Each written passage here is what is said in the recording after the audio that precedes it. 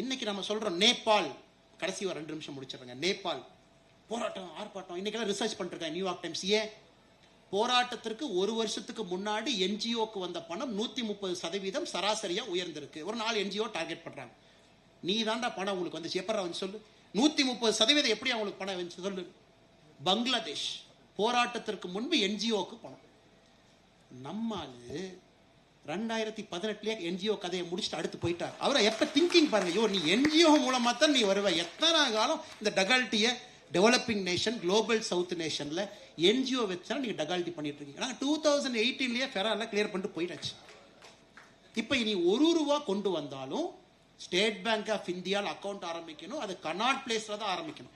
அதனால எதிர்கட்சி நண்பர்கள் யாராவது நேபாள், பங்களாதேஷ்ல இந்தியாவில் நடக்கும்னு நினைச்சு பார்த்தீங்கன்னா எல்லாம் 5 வருஷத்துக்கு முன்னாடி யோசிச்சு 10 வருஷத்துல செயல்படுத்தி பிரதமராக அதை செஞ்சுட்டு இருக்காரு. இப்ப யோசிக்கிறீங்க ராஜா, அவர் 10 வருஷம் முன்னாடி யோசிச்சுட்டார். எதிர்கட்சி நண்பர் உங்களுக்கு இல்லைங்க, எதிர்கட்சி நண்பர்கள்.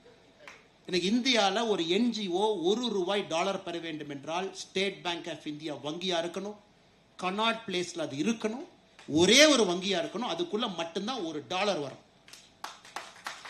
இதெல்லாம் சொல்லுவாங்க இல்லைங்களா, தம்பி லட்டுல வச்சேன்னு நினைச்சியா, நான் நட்டுல வச்சேன் அப்படிமா. அதனால இந்த அளவுக்கு டீப் திங்கராக இருக்கக்கூடிய மோடியை வந்து அசைச்சு பார்த்துட முடியுங்களா?